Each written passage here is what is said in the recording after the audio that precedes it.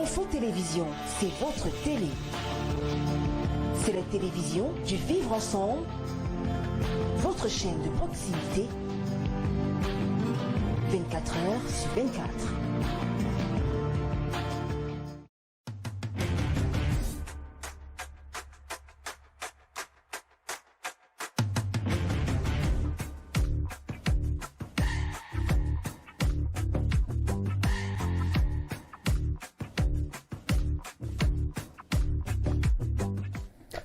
Bonsoir à tous et merci de nous retrouver de nouveau sur les antennes de la télévision du monde pour cette nouvelle édition de votre émission d'entretien à bâton rompu. La ligne rouge. Au menu ce soir, Paul Biya convoque une réunion du Conseil supérieur de la magistrature pour le 6 août 2020.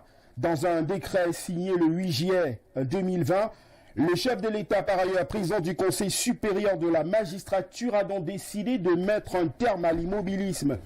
En effet, depuis le 7 juin 2017, cette institution, chargée par la Constitution d'assister le président de la République dans sa fonction de garant de l'indépendance de l'autorité judiciaire et surtout de la gestion de la carrière des magistrats, si l'on se réfère à la loi numéro 82-014 du 26 novembre 1982 fixant son organisation et son fonctionnement, n'avait plus siégé. Ceci en violation, selon la presse cette semaine, de ces dispositions statutaires. Cette actualité a relancé le débat sur les prérogatives du président de la République conférées par la loi fondamentale du Cameroun et sur le principe de séparation des pouvoirs. Notre invité ce soir, qui est un acteur politique, nous donnera sa lecture du sujet. Revalorisation des pensions.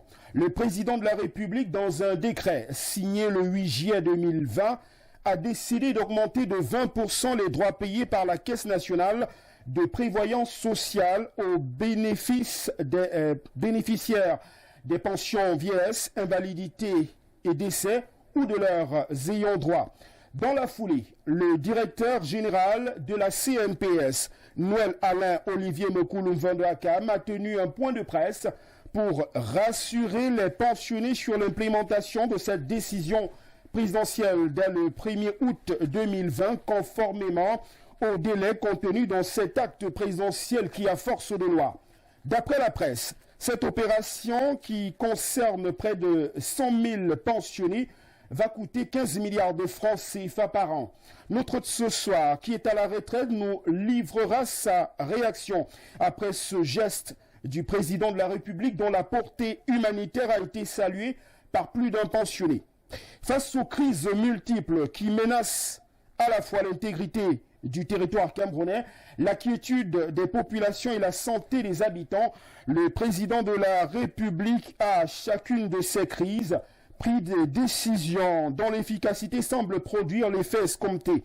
Mais dans une tribune parue le mercredi 7 juillet 2020 dans les colonnes du journal La Capitaux Public Cameroun Tribune, Paul Latangandi invite les politiciens camerounais à s'inscrire à l'école de Paul Biya. Ce citoyen et acteur politique biaïste pur jus qui prend régulièrement la plume depuis 30 ans pour dire son attachement à la politique du chantre du renouveau, a suscité cette semaine le débat sur la gestion des crises par le président de la République. Mais faut-il, au motif d'une gestion admirable de la crise du Covid-19, canoniser le président de la République, pour reprendre une expression relayée par la presse cette semaine? Le regard de notre invité sera recueilli sur la question. Le torchon brûle-t-il entre les fils issus de la communauté Béti résidant dans la région du centre Cameroun? La question vaut son pesant d'or, ce d'autant que les propos d'une élite cette semaine a fait couler pas mal d'encre et de salive. Certains médias ont même rendu public la tenue d'une réunion d'un groupe restreint de patriarches du centre, une dizaine au total, soit un patriarche par département. C'était à Yaoundé le 7 juillet 2020, avec pour objectif d'analyser de manière impartiale et sans complaisance la déplorable situation opposant leur fils Betty pour un retour rapide à la paix au sein de la communauté. Dans un tweet, le même jour, Grégoire Oona, digne fils d'Union Esso dans la région du centre, a invité ses frères à la retenue. Originaire de cette aire géographique et bien que de filiation multiethnique, notre invité ce soir appréciera ce conflit entre Betty. Peut-on parler d'épiphénomène? Y a-t-il le feu dans la maison et comment éviter à l'avenir ce type de conflit né d'une parole dont la pertinence est questionnable? Dans sa projection, le gouvernement camerounais envisage, durant la période allant de 2021 à 2023, de promouvoir l'import-substitution, de booster la production nationale et d'arrimer les entreprises publiques aux exigences de la compétitivité. Ce changement de paradigme qui semble un impératif pour réduire la dépendance du Cameroun aux produits extérieurs est-il possible dans un contexte d'apport insuffisant au secteur primaire et des pesanteurs multiples? On en parle avec notre invité qui est opérateur économique. Depuis quelques mois, l'on assiste au Cameroun à une déliquescence en nulle pareille. Dans les médias sociaux, les envolées verbales sont imbibées de haine à l'égard des communautés vivant jusqu'ici en harmonie presque parfaite. Ce venin de la haine gratuit vis-à-vis d'une personne, selon qu'il appartient à telle ou telle communauté, ces propos trempés au vitriol ont amené les pouvoirs publics à sévir. Depuis quelques mois, en effet, une loi au Cameroun proscrit et sanctionne sévèrement les discours de haine, mais le repli identitaire semble vouloir éclipser une réalité du Cameroun, celle de l'exogamie de fait ou du mariage interethnique. Notre invité ce soir, qui est initiateur d'un mouvement apolitique qui prône cette valeur d'intégration, nous donnera son sentiment sur la question. En deuxième dorsale, ce soir, nous allons disséquer l'ouvrage intitulé « Pour le libéralisme communautaire » du président de la République, publié en 1987 et réédité, c'était en 2018. Ce livre constitue une mine d'or pour le Cameroun. Nous en parlons ce soir avec notre invité qui l'a lu à plusieurs reprises. Dans une sorte d'analyse, nous dresserons également le bilan du mini-comice agropastoral tenu à Ebolova avec notre invité qui a été un acteur de ce rendez-vous du monde agricole. Les conséquences du programme de réforme de la CEMAC. Les pesanteurs de l'intégration en zone CEMAC passeront au crible grâce à l'éclairage de notre invité ce soir, tout comme son implication dans la normalisation de la Fédération camerounaise de football, où il a été membre du Conseil de sages, qui avait alors été mis sur pied par le président du comité de normalisation de l'époque, Maître Dieudonné Api. Son rôle au sein du canon sportif de Yaoundé, on en parle, et nous reviendrons sans doute également sur le rejet de sa candidature au sénatorial. À présent, découvrons le portrait de l'invité ce soir. C'est après ce léger break. À tout de suite. De filiation multiethnique, Martin Charles Abbé Solomon Font est l'illustration parfaite de l'intégration nationale au Cameroun. Je suis fils du Sud. Le terme aujourd'hui, c'est quand Betty, c'est pas très bien, nous savons bien. Bref, je suis Betty, je suis Font, désolé. Mais je suis de mère Bassa. Ma mère est Bassa de Douala. Mon père l'a épousée en 1952. Elle est encore chez moi aujourd'hui au village. Né dans la région centrale du pays, ce cadre du ministère du Commerce, à la retraite, est aujourd'hui porteur d'un projet intégrateur dans une société en proie au discours haineux qui prête le flanc au repli identitaire. L'action que je mène aujourd'hui, c'est celle de faire en sorte que ce profil des Camerounais s'exprime. Nous existons, nous qui sommes de filiation multiethnique, nous qui avons de la descendance pluriethnique, nous existons, sauf que nous ne nous exprimons pas. Ça, c'est un vrai problème. Donc j'ai mis en place une plateforme, ça s'appelle Filiation multiethnique justement, Together 237. Je voudrais pouvoir voir ce mouvement grandir, qui n'a rien de politique. Je me suis marié à l'ouest, mon épouse est Bamileke. Vous comprenez l'embarras que nous avons, nous autres, et je ne suis pas seul, ce profil, de voir une société qui était plutôt en voie d'harmonisation, d'unification, si vous voulez, de nationalisation. Hein. Et puis, paf, il y a 2-3 ans, on se retrouve dans un délitement, dans une exaspération du repli identitaire. Mariée à une native de la région de l'Ouest du Cameroun, Sandrine Phoning, fille de l'illustre Françoise Phoning, de regrettée mémoire, Martin Charles Abbé-Solomon-Font intègre la fonction publique à l'issue d'une opération de recrutement lancée par les autorités camerounaises. Je suis entré immédiatement dans le monde du travail en intégrant ce qu'on a appelé de façon les 1500. Donc j'ai fait partie de ce recrutement. De ses 30 années de service au ministère du Commerce, avant d'être admis à faire valoir ses droits à la retraite, l'ancien chef de la Brigade nationale de contrôle et de répression des fraudes, fils de fonctionnaire, dit avoir été inspiré par son géniteur, qui avait une haute idée de l'administration publique camerounaise. Aller faire les concours, c'est une bonne chose. Mais si c'est tout simplement pour trouver un emploi, je pense qu'il y a mieux à faire. Et je vois tous les programmes que le gouvernement met en place.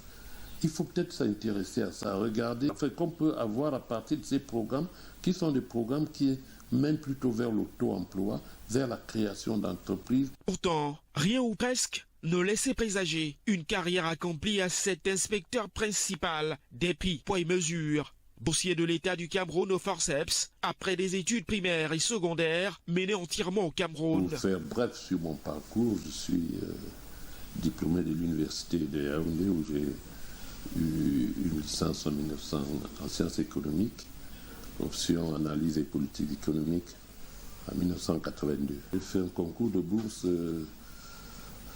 2 ans après pour intégrer une école canadienne qui forme en poids et mesures. Donc je suis diplômé de l'école canadienne des poids et mesures qui forme d'un côté les ingénieurs en métrologie, de l'autre les inspecteurs en métrologie. J'ai opté pour les inspecteurs. J'en suis donc sorti en 1990 inspecteur des prix et poids et mesures. Aux jeunes qui rêvent d'intégrer la fonction publique, Martin Charles Abbé-Solomon-Font recommande, outre le profil, l'éthique, même si ce pensionné reste persuadé que l'entrepreneuriat demeure l'option idoine en épanouissement social. Prêchant par l'exemple, Martin Charles Abbé-Solomon-Font est aujourd'hui reconverti dans les affaires. Je travaille parce qu'il faut bien chauffer la marmite, quoi. Moi, je suis père de plusieurs enfants, donc je suis promoteur d'une entreprise.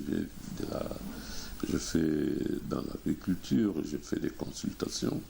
Voilà, donc non, pour le moment, je suis plutôt à l'aise parce que je dispose de mon temps. Ce féru des œuvres littéraires a parmi ses modèles le président de la République, son Excellence Paul Biya, auteur de l'ouvrage réédité pour le libéralisme communautaire. Je ne juge pas l'action, je juge la pensée. J'ai lu une douzaine de fois même l'ouvrage du président Paul Biya pour le libéralisme communautaire et je pense que tout est dans ce livre-là, tout y est. Moi, le prochain président du Cameroun, il y en aura certainement un jour. Il n'a qu'à reprendre ce livre, en prendre les idées et essayer de les mettre en pratique. Homme politique engagé, Martin Charles Abbé-Solomon-Font est père de 11 enfants.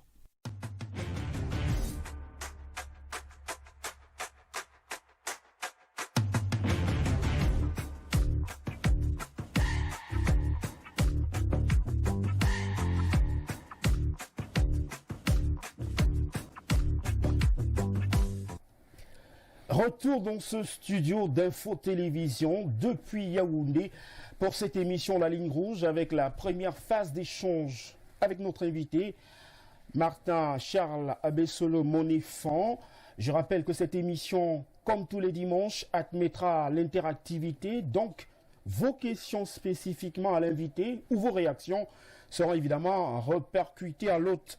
Ce soir, Martin Charles Abbé-Solomon-Font, bonsoir et merci finalement d'avoir accepté d'être des nôtres ce dimanche. Bonsoir. C'est vrai que c'est pas toujours évident d'accepter comme ça, de se mettre sous les feux de la rampe, d'accepter un direct comme celui-ci, mais je vais dire pourquoi pas. Donc,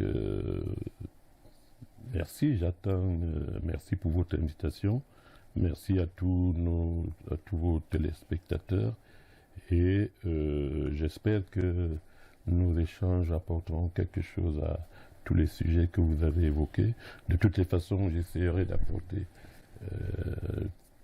tout ce que j'en sais, quoi.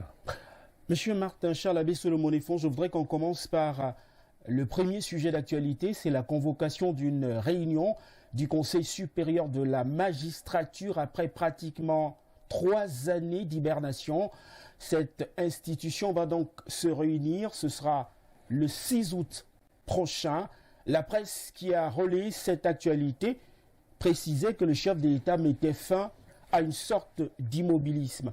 Partagez-vous cet avis? Je ne sais pas de quels éléments dispose la presse quand elle le dit.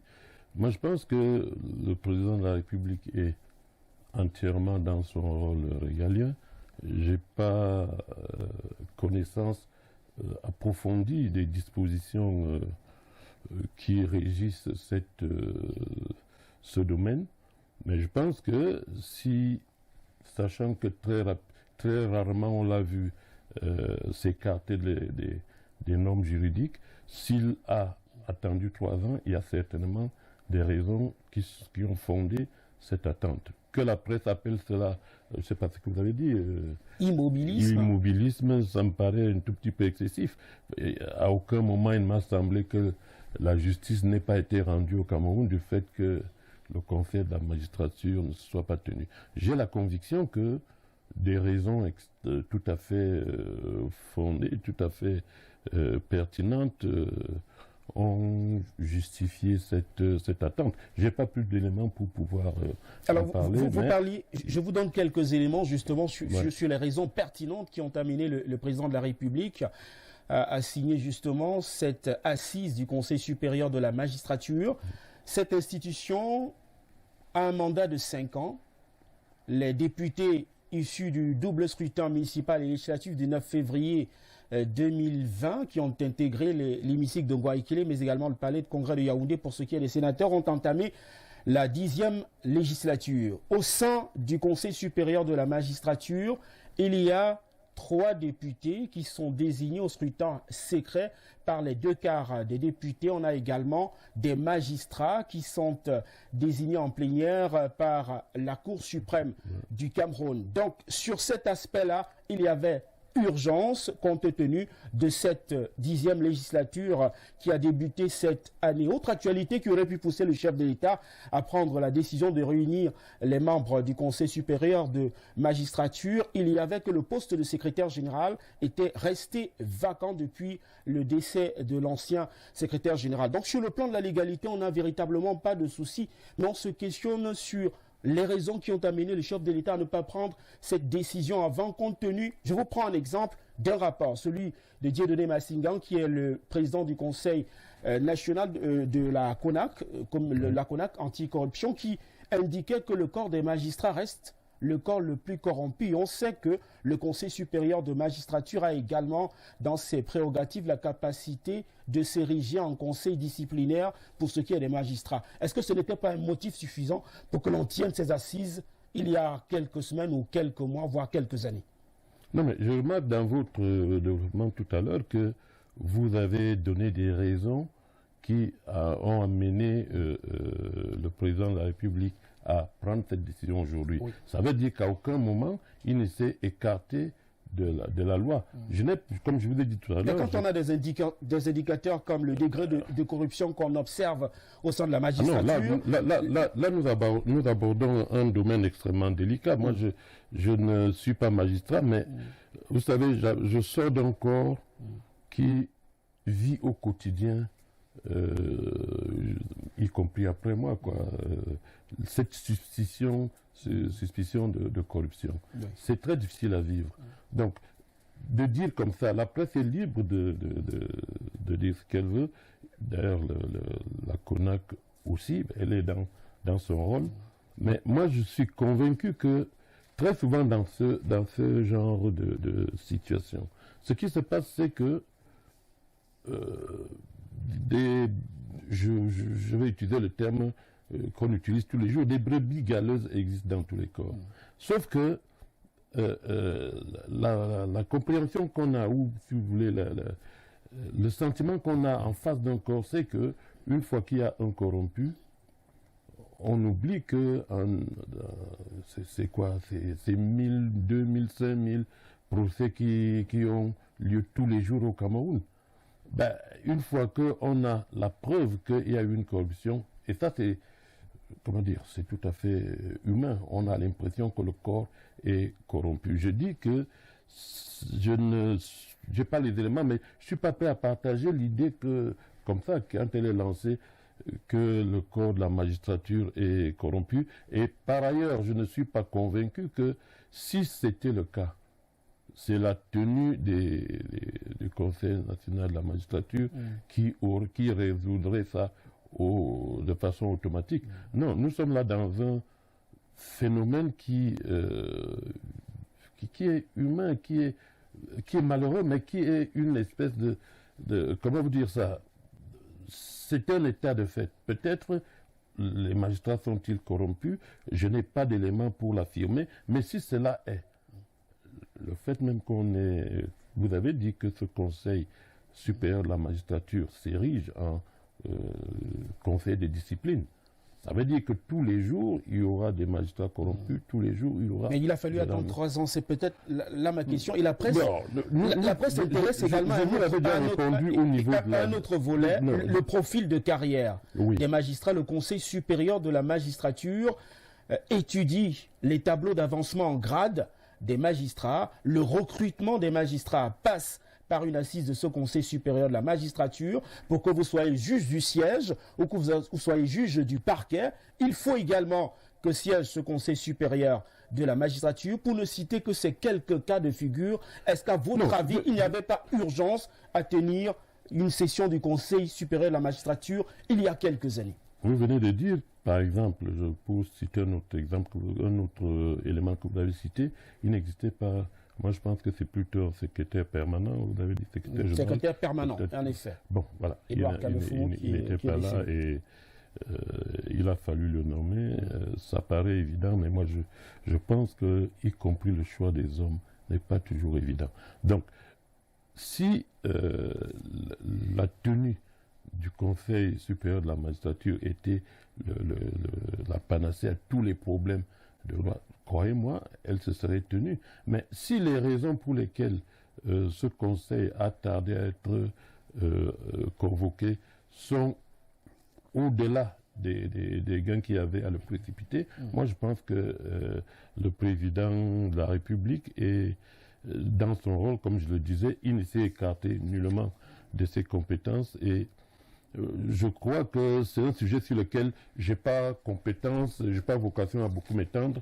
Je voudrais tout simplement relever pour m'en féliciter que l'idée, ça je sors un peu de votre question pour dire que j'ai tout simplement, j'ai la chance de connaître lui qui a été nommé et je dois dire que pour avoir travaillé avec lui pendant quelques années à Douala, nous avons là un magistrat extrêmement voilà, qui sort du schéma que vous avez dit tout à l'heure. Vous êtes journaliste, vous devez pouvoir témoigner de ce que ça existe aussi. Il faudrait peut-être en parler souvent des magistrats qui sont hors de tout soupçon sur le plan de la corruption et autres. Ça, c'était une petite parenthèse. Je lui présente à travers vous mes félicitations.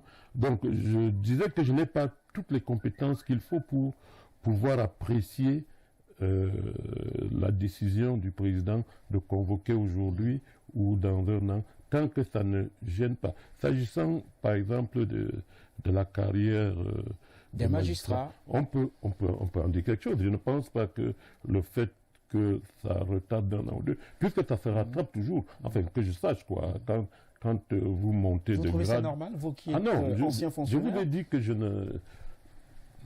Normal, je ne sais pas ce que vous mettez derrière le terme normal. Pour un profil de carrière au sein de la fonction publique. Je vous ai dit, je n'ai pas toutes les compétences. Nous sommes dans un domaine extrêmement délicat, la magistrature ou les autres domaines tels que les armées. Je préfère parler avec aisance de ce qui est des corps que je connais. S'agissant justement de nos carrières, il y a beaucoup de fonctionnaires qui obtiennent leurs avancements, 3 avancements au terme de peut-être 10 ans, ils les obtiennent en même temps. Je suppose que dans la magistrature, ça doit...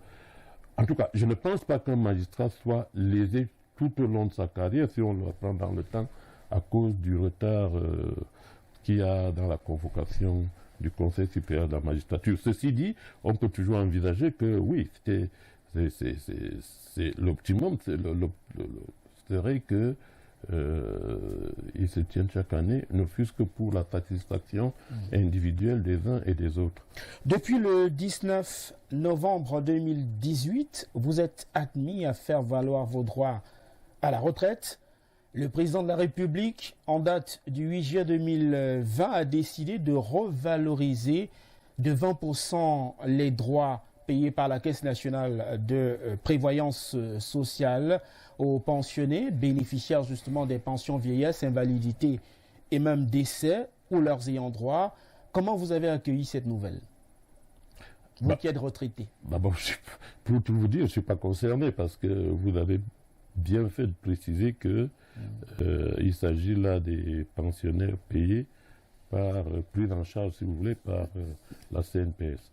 Donc ça c'est donc c'est une excellente chose, mais ça m'inspire effectivement une réflexion à 2 volets. Au-delà de ce que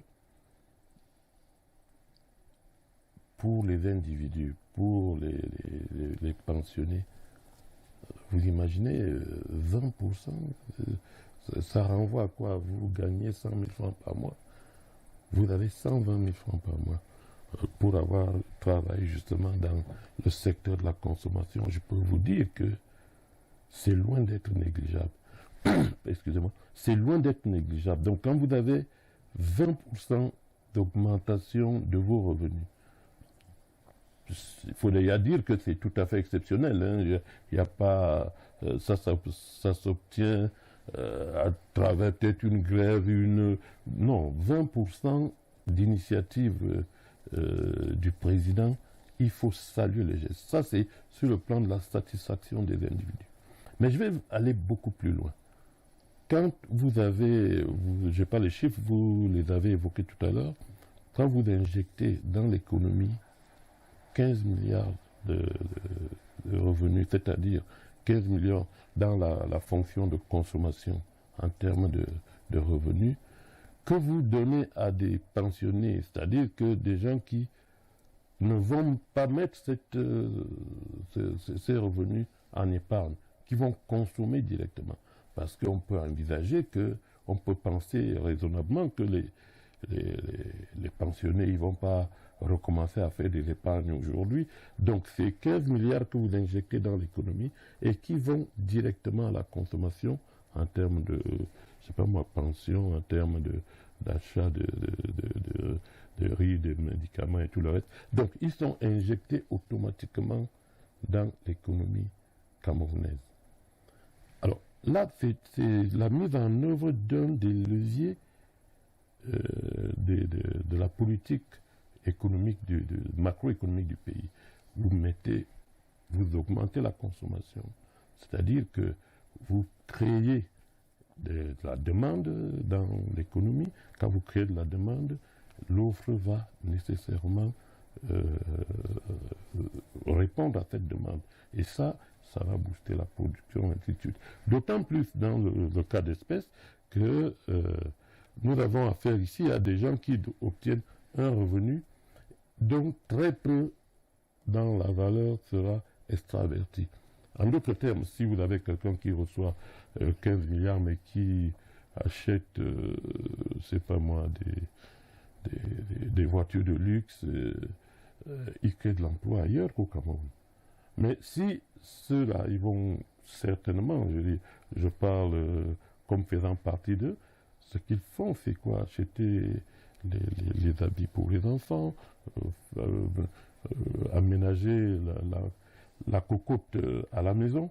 Et ça rentre directement dans la demande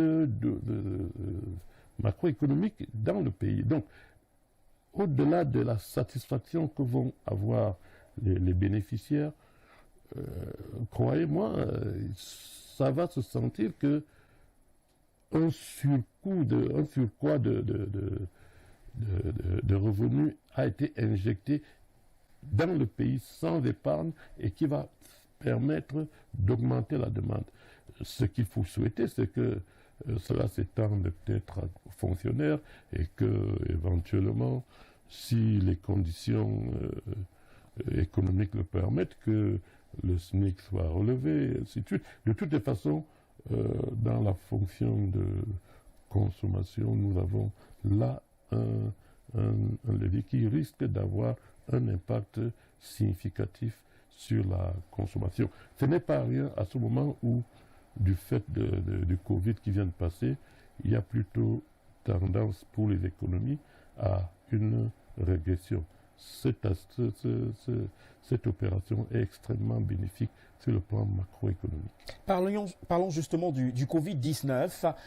Cette semaine, une tribune de Paul Atangandi, qui est un citoyen ordinaire, qui est également un acteur politique, qui depuis 30 ans rend des publications au sujet des avancées du chantre du renouveau au Cameroun, a remis cela dans les colonnes du journal Cameroun Tribune, mercredi très exactement, et la presse évidemment est revenue là-dessus.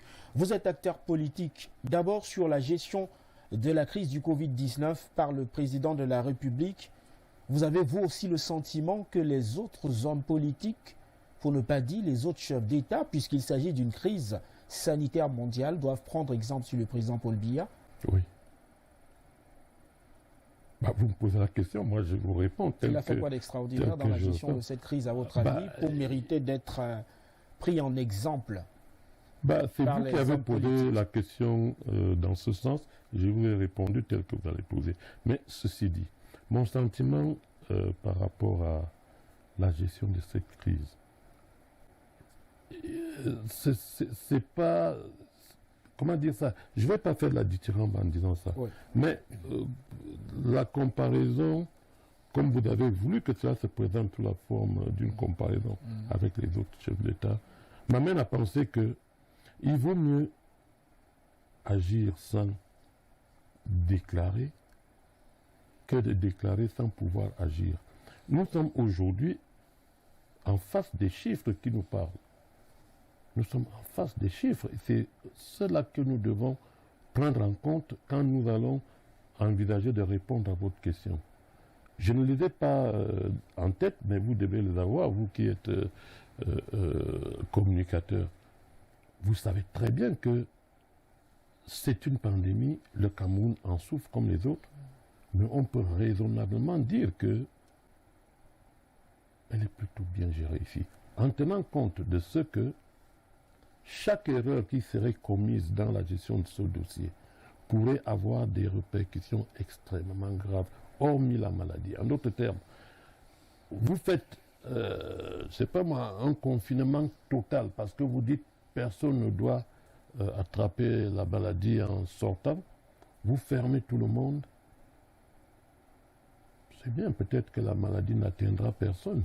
Mais après, vous imaginez bien ce que cela pourrait avoir comme répercussion sur le plan de l'économie nationale et sur tous les autres plans de la vie sociale, et ainsi de suite. Donc c'est une, comment dire, c'est une pondération extrêmement délicate entre les nécessités du maintien d'une activité minimale et l'exigence d'un suivi des populations. Moi, si je m'en tiens au témoignage de beaucoup de personnes qui ne sont pas d'ici, moi je lis ça comme les uns les autres, il se trouve que ceux qui ont parfois des idées extrêmement négatives du Cameroun sont surpris par la qualité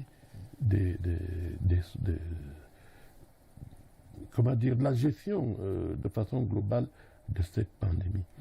On ne peut pas être parfait dans ce domaine. Je pense que, de toute façon, nous n'avons pas beaucoup d'exemples à prendre de quelques pays que ce soit, si on s'en tient aux éléments dont nous disposons, que ce soit avec les plus grandes puissances du monde ou avec les pays auxquels on devrait pouvoir nous confronter. Donc, je reviens à votre question pour dire oui, moi je pense que c'est avec beaucoup de maestria que ce problème est géré. Personne ne peut penser qu'on pourrait être parfait là-dessus, dans la mesure où, sur le plan scientifique, jusqu'aujourd'hui, nous n'avons pas de conviction. Peut-être que je suis en retard de quelques informations, mais on navigue un peu à vue là-dessus. Donc chaque État mesure de façon extrêmement chirurgicale, pour entrer dans le terme, les décisions qui sont prises. Je pense donc que, sans être parfait, oui, je crois que le président de la République a géré cette crise avec le savoir-faire qui le caractérise. Maintenant, qu'est-ce que le membre du gouvernement en a dit? L'information m'a échappé, mais je suis à l'aise pour dire que mon appréciation, c'est que c'est plutôt pas mal géré, si vous voulez. Sur l'ensemble des crises multiformes que connaît le Cameroun, en 2014, on faisait face à la nébuleuse Boko Haram qui continue quelques incursions dans la partie septentrionale du pays. Depuis 2017, le feu couve dans les régions du nord-ouest et du sud-ouest du Cameroun avec des revendications indépendantistes. Vous avez-vous le sentiment que ces deux crises sécuritaires sont aussi bien gérées que celles sanitaires actuelles? Les communicateurs, vous avez une façon à vous, c'est votre profession, de situer les responsabilités dans les crises, un peu comme si tout le monde était coupable. En réalité, le décideur, le gouvernement a à réagir face à une agression, face à une crise. S'agissant par exemple de Boko Haram, vous êtes témoin de ce que c'est une crise qui n'est pas propre au Cameroun. Donc, elle n'est pas née de la volonté de quelques responsables camerounais, en tout cas au niveau gouvernemental. Donc, la réponse qu'on donne, elle est fonction de ce que, de la dimension de l'agression. Qui peut penser sérieusement que la crise de Boko Haram, qui a ceci de spécial que elle épouse les contours, ou plutôt elle n'épouse pas les contours d'une guerre symétrique, des concours d'une guerre face à face, c'est tout à fait l'inverse. Elle n'est pas située dans l'espace. C'est-à-dire qu'on ne va pas dire que nous sommes à la frontière ou alors nous avons... Si vous voulez, je veux dire, elle a des aspects qui échappent à tout ce qui a souvent été classique dans le cadre des confrontations, des déflagrations entre États ou entre groupes d'hommes. Donc, à quel moment elle devrait s'arrêter? À quel moment on devrait pouvoir penser que sa gestion est terminée, on peut en faire le bilan? Ça ne dépend pas du gouvernement, d'autant plus que vous avez très bien vu qu'elle englobe, enfin si vous voulez, couvre un certain nombre de pays. Donc, du coup, comme disait le président, c'est une menace globale à laquelle il faut répondre de façon globale. Mais tous les États ont-ils la même volonté? Tous les États s'engagent-ils de la même façon avec la même détermination et les mêmes, la même technique pour combattre ça? J'en sais rien, mais je ne suis pas sûr.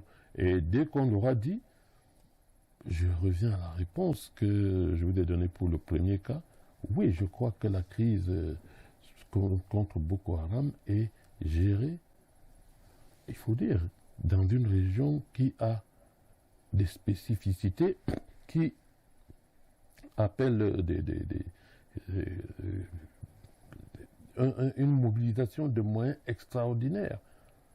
Donc, si vous voulez mon appréciation là-dessus, n'attendez pas que je dise qu'il y a des manquements. Peut-être y en a-t-il, d'ailleurs, c'est des œuvres humaines. Mais moi, je pense que le Cameroun continue à rester debout malgré ces crises qui ont fait beaucoup de mal dans d'autres pays.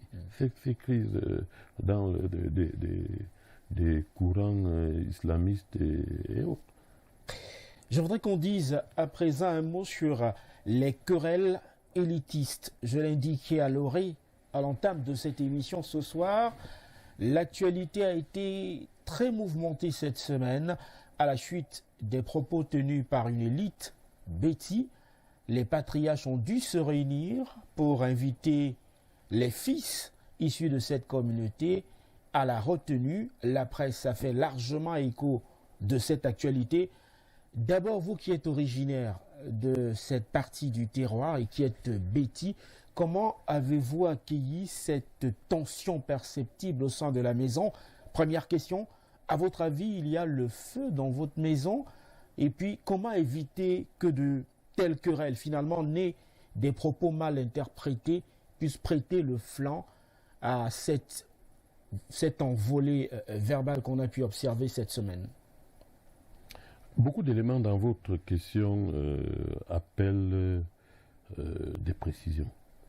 Je voudrais, dans un premier temps, dire que nous sommes là dans le cadre des phénomènes pour lesquels ceux qui en savent le plus ne parlent pas. Ceux qui en parlent le plus, très souvent, n'en savent pas grand-chose. Et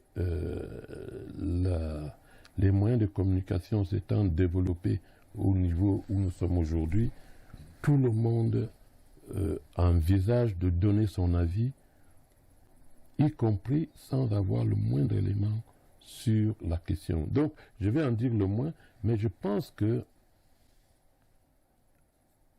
Est-ce que c'est la presse? Non, la presse a fait peut-être son travail, mais les réseaux sociaux ne font rien pour arranger ce genre de situation. Je voudrais commencer plutôt par ce par quoi vous avez terminé, à savoir la démarche des patriarches, qui me semble être pertinente, qui me semble être celle par laquelle, si vous voulez, à l'issue de laquelle les commentaires devraient se fonder. C'est-à-dire que tous ceux qui veulent s'exprimer sur ce dossier devraient peut-être attendre, non seulement d'avoir des éléments probants sur le dossier, mais surtout d'en savoir un peu plus sur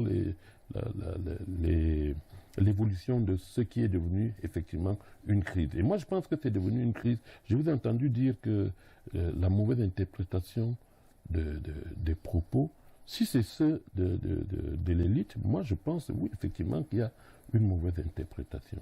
Qui peut sérieusement penser que nous n'avons rien à nous reprocher dans notre communauté, dans les aspects qui ont été soulevés? Chacun s'exprime suivant des émotions d'un instant ou d'un autre, chacun a un métier, mais comme j'ai dit, je vais en dire le moins possible, mais je pense que le procès qui est fait, la dimension que prennent ces propos me semble totalement en disproportion de leur véritable, de ce qui a été exprimé. Je le dis parce que en boulot, on dit tous les jours, moi je dis ce qui se dit souvent chez nous. C'est-à-dire que c'est des sentiments qui existent. Et je voudrais plutôt considérer cette crise, parce que d'un mal peut naître un bien. Je voudrais plutôt la considérer comme étant, comment dire ça, un déclencheur qui devrait être une convocation des uns et des autres à se demander, mais au fait, qui les dit ça? Qu'est-ce que ça, à quoi ça renvoie? Est-ce qu'il n'est pas temps, effectivement, de se poser des questions pour savoir, mais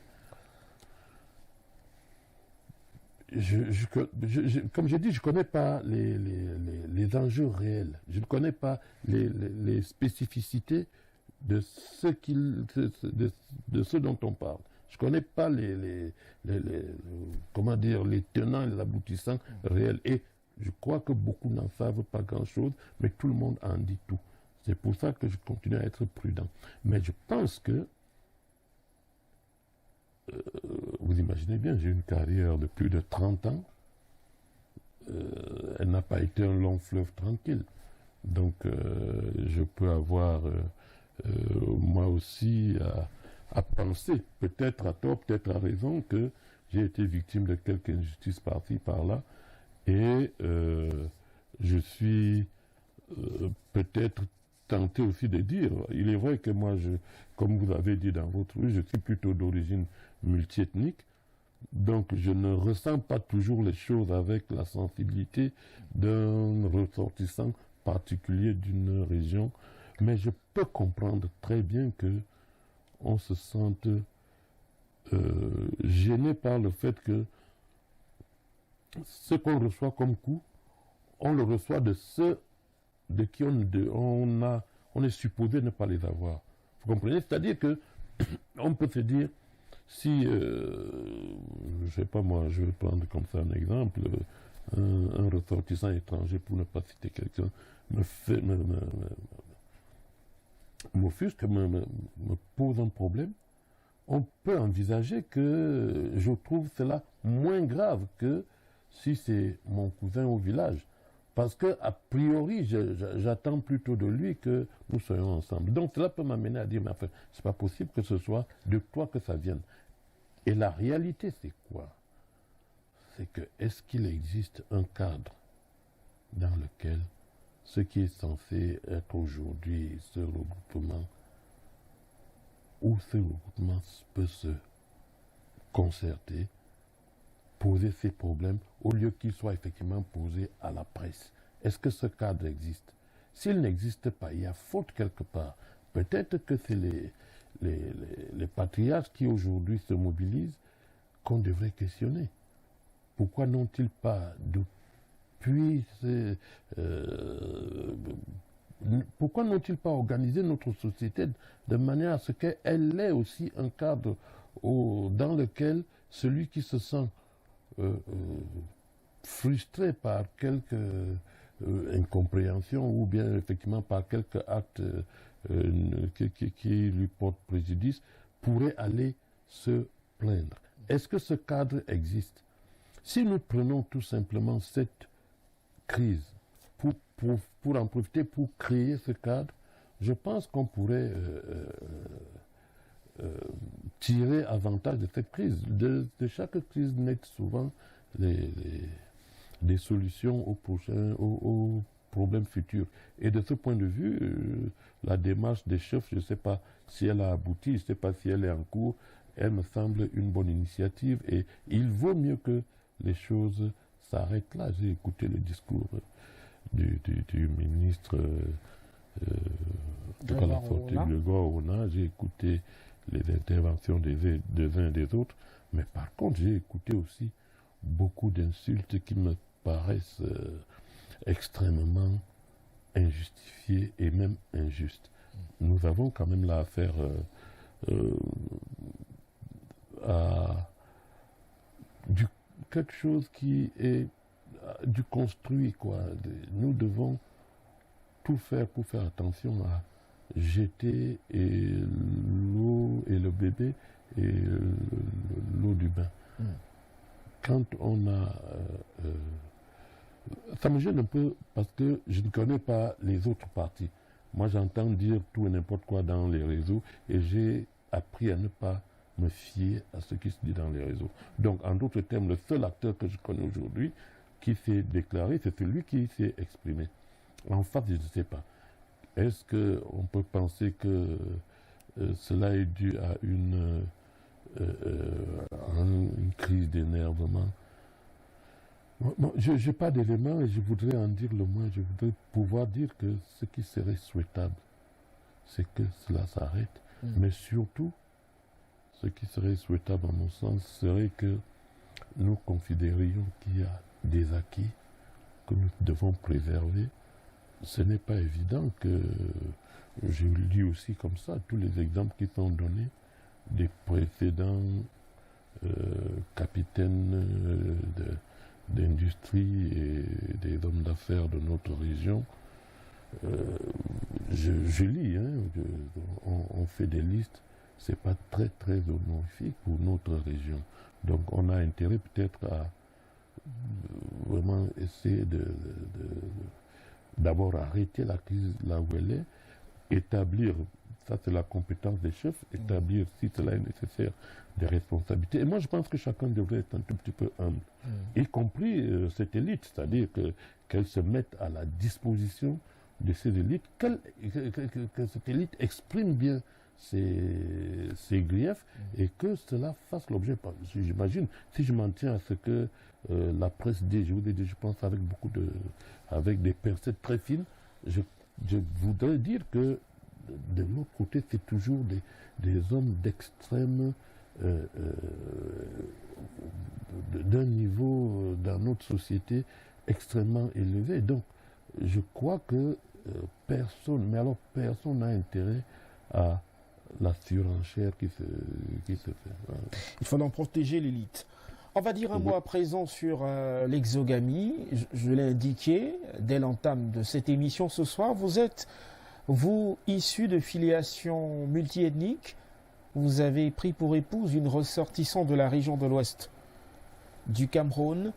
Comment, Monsieur Martin-Charles Abessolo, Monéfon, vous vivez le sentiment d'exaspération qu'on observe depuis pratiquement quelques mois au Cameroun, ce fameux repli identitaire, ces propos trempés au vitriol?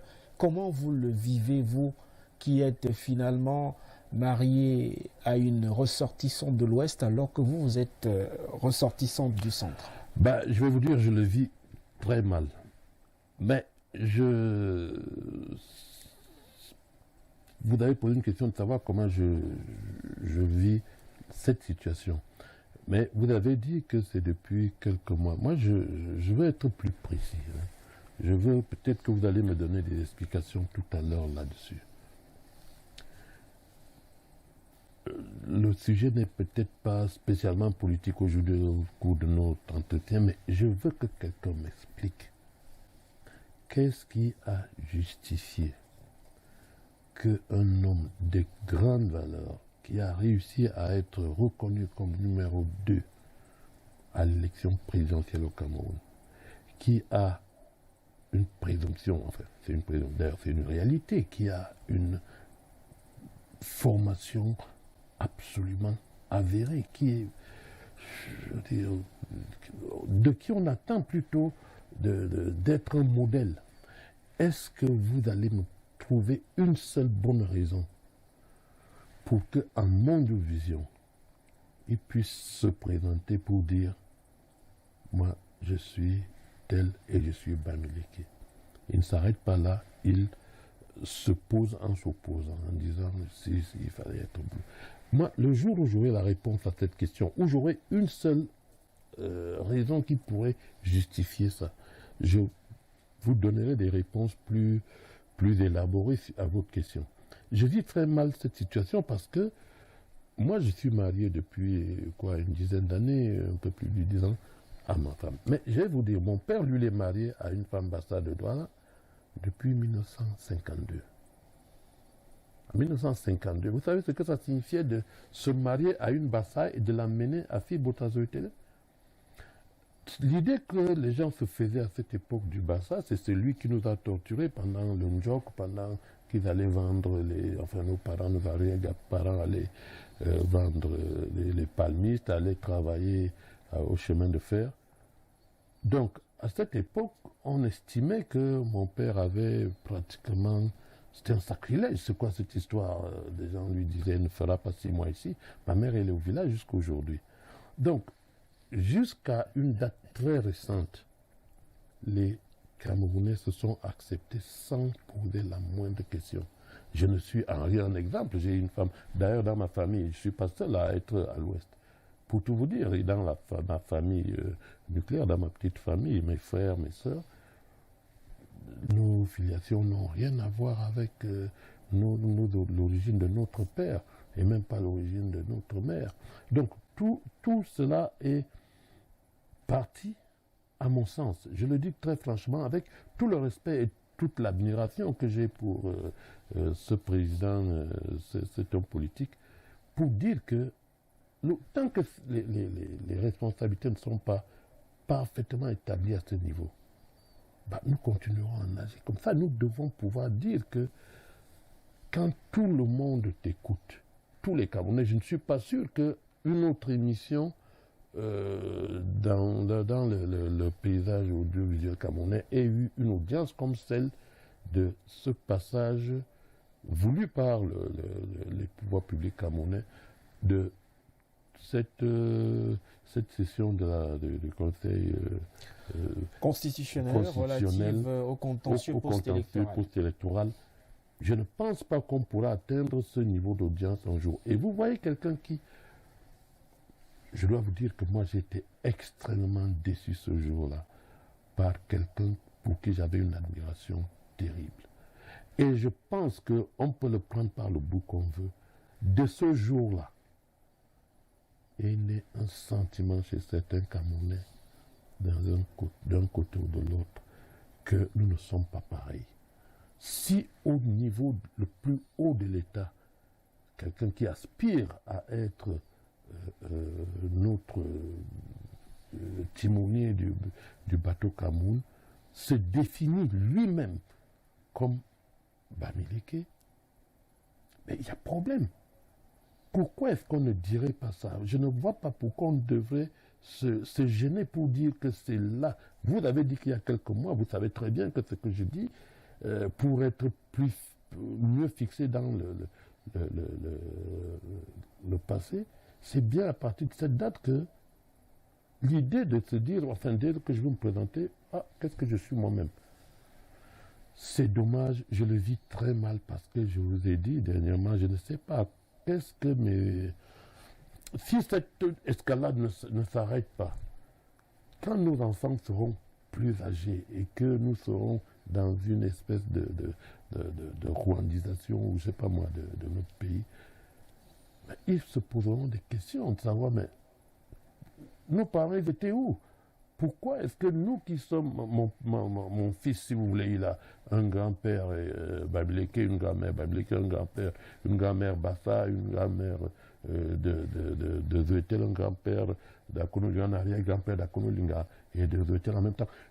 C'est une espèce de melting pot comme ça que nous avons chez nous. Quand quelqu'un de cette filiation-là trouve un Cameroun où il ne sait plus, est-ce qu'il faut aller chez sa mère et est-ce qu'il faut rester chez son père, qu'est-ce qu'on fait? Je pense que le devoir des hommes politiques était justement d'éviter autant que faire ce peut. Et moi, je dois pouvoir dire ici que la réponse, qui n'était pas une réponse, mais c'était une question du ministre Gouvernement ce jour-là, était à la mesure de ce qui s'est passé. Qu'est-ce que Boulou et Bamileke cherchent ici où nous sommes au contentieux post-électoral? Vous pouvez trouver la réponse. Qu'est-ce que ça cherchait? Alors, vous et moi pouvons comprendre que, bon, il y a des enjeux politiques, mais nos parents, nos vieux, qui n'ont pas nécessairement notre compréhension de la chose, qu'est-ce qu'ils se disent? Comment est-ce que tu veux que cela regarde le boulot qu'ils rencontrent dès ce soir-là dans la rue? Donc, j'espère que ce n'est pas encore tard. Il est encore, à mon sens, temps que les Camerounais se ressaisissent. C'est le sens donc de l'association que j'ai créée, pour laquelle je pense que si les organes de communication nous accompagnent, nous allons mener une campagne extrêmement rude contre le tribalisme sous toutes ses formes. C'est un fléau qui n'a aucun sens.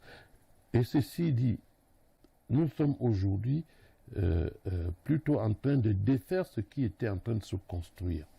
Si vous regardez dans l'élite camerounaise, ça ne paraît pas beaucoup parce qu'on ne s'exprime pas suffisamment, mais les unions intertribales sont extrêmement nombreuses dans l'élite. C'est-à-dire que les gens qui ont un certain niveau, qui ont terminé leurs humanités et qui transcendent un certain nombre de choses, pour ceux qui ont étudié à l'étranger, vous allez vous rendre compte que les mariages intertribaux, c'est plutôt à la limite la règle. Les gens se marient sans poser des questions sur leurs origines tribales. c'était vrai jusqu'à c'était quoi, octobre 2018. Aujourd'hui, tout le monde réfléchit, y compris dans cette élite. Ça doit cesser. Nous devons travailler à faire en sorte que nous rentrions dans ce que nous étions. Moi, j'ai fait mes études, j'ai terminé mes études secondaires dans la partie septentrionale du pays. J'y ai rencontré quelques-uns de mes meilleurs amis jusqu'à aujourd'hui qui sont des hommes de grande qualité, de très très grande qualité. Je veux dire, j'ai fait le collège de Mazeno, j'ai fait le lycée de Gawa. Dans ces étapes de ma vie, j'ai vu des hommes. C'est dommage que nous arrivions aujourd'hui à cette situation. Moi, je garde des amitiés extrêmement solides avec des gens issus de toutes les parties de notre pays. J'ai un de mes... j'aime souvent le citer, mon chef de classe en classe de terminale. Il est membre du gouvernement ici, c'est un homme issu de l'extrême du Nord Cameroun. Nous avons des relations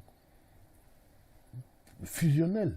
Nous n'avons rien en commun. Il est du Nord, moi je suis du Sud. On s'est connus en classe de terminale. Il était notre chef de classe. Il n'y a rien à dire sur la qualité des hommes. Alors, moi, je pense que quelque chose doit être fait. Et ça, il faut peut-être que le leader de ce leader parti, qui par ailleurs est comme je dis, moi, pour lui, il n'y a pas grand-chose à redire sur la qualité de l'homme, qu'il fasse la même démarche.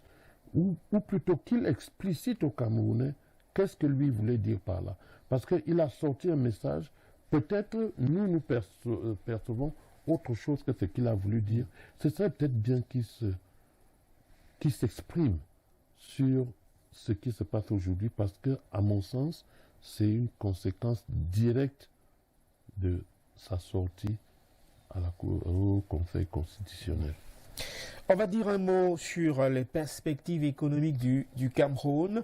On projette une économie complètement métamorphosée, pour ne pas dire remodifiée. Certains utilisent l'expression paradigme pour indiquer que le gouvernement entend promouvoir l'import substitution, la promotion de la production nationale, mais également la compétitivité de nos entreprises publiques est au menu de cette ambition sur un programme triennal.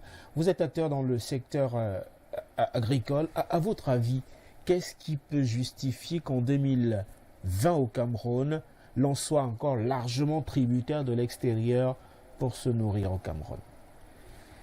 Enfin, qu'est-ce qui peut justifier ça? Justifier si... Non, rien. Par contre, qu'est-ce qui peut expliquer? On a un climat favorable.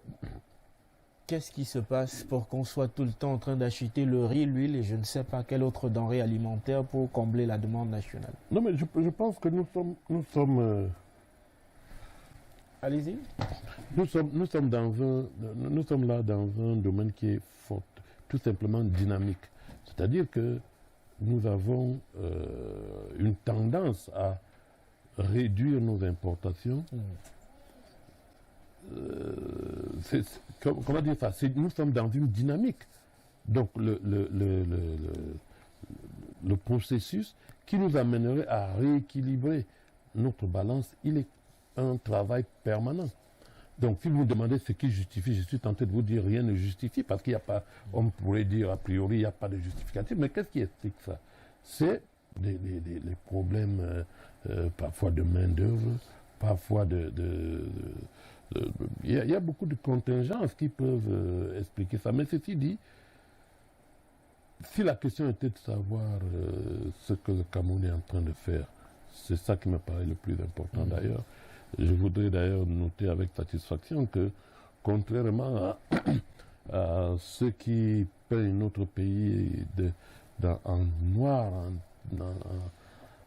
le dernier rapport de la Banque mondiale situe le Cameroun, une fois de plus, au rang des pays à revenus intermédiaires. Oui. Dans le contexte actuel, ce n'était pas acquis.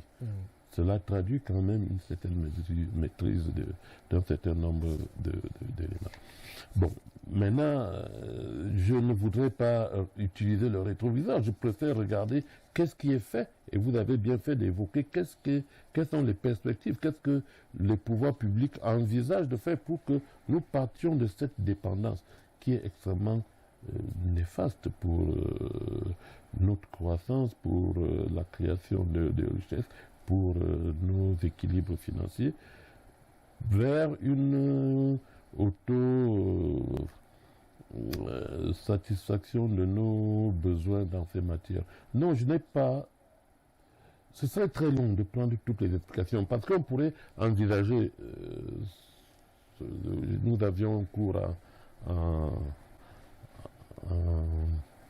à l'université, qui était un module qui s'appelait les rouages de l'économie camerounaise, qui nous permettait à cette époque-là d'avoir un certain nombre d'éléments. Notre professeur nous affranchissait sur un certain nombre de choses. Les projets ont toujours existé. S'agissant du blé, vous savez qu'on a créé au Cameroun déjà une société qui était en charge de la production du blé, ça s'appelle la Sode Blé, qui n'a pas prospéré. Là, est-ce que c'est parce que les études n'ont pas été faites? Est-ce que c'est... En gros, ce que je veux dire, c'est que la volonté des pouvoirs publics existe. Est-ce qu'elle est parfaitement implémentée par les acteurs qui devraient être les opérateurs? Il y a un vrai problème là-dessus. C'est-à-dire que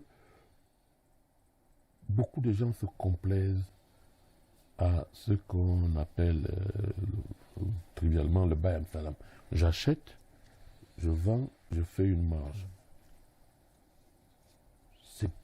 À la limite, c'est très facile. Le besoin de riz existe. Le riz existe sur le marché, sur la scène internationale. Je vais le prendre, je viens vendre. Forcément, ça rentre en concurrence avec les velléités de production des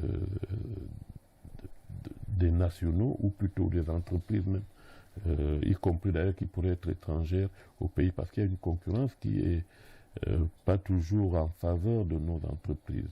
Mais cela ne justifie pas du tout le fait que nous soyons dans cette dépendance. Je vous ai dit, je ne trouve pas d'explication, en fait, je ne trouve pas de justification. Les explications, on essaie de les donner comme on veut. Est-ce qu'on a suffisamment incité à la production nationale?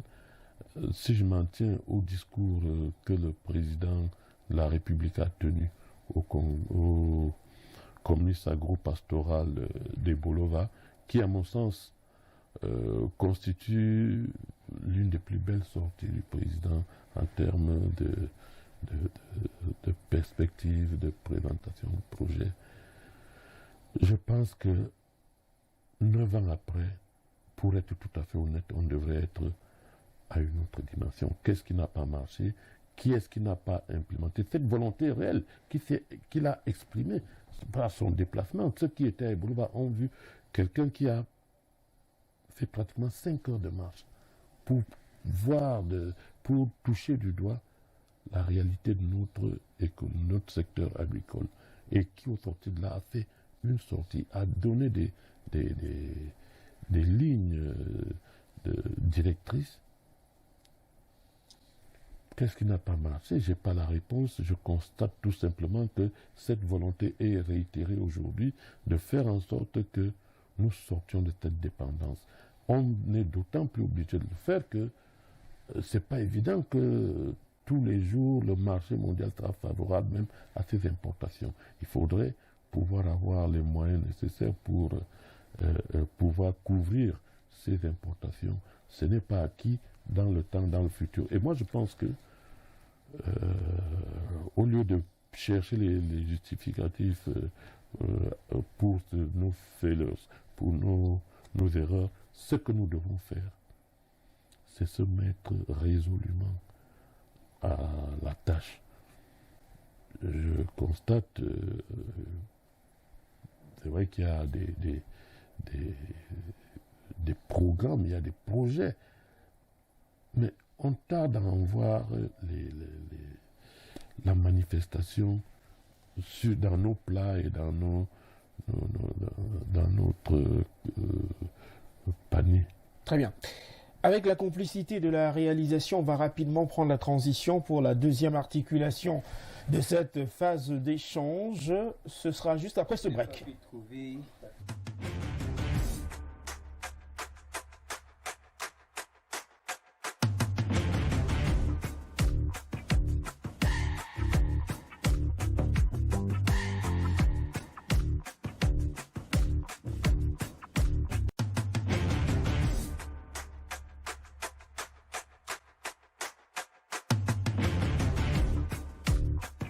Regarde comme tout le monde. Monsieur Martin Charles Abisolo, on y est pour la deuxième phase d'échange. Ce soir, je voudrais que l'on débute rapidement par un sujet qui me tient à cœur avant d'en venir à l'ouvrage, le chef-d'œuvre du président de la République pour le libéralisme communautaire.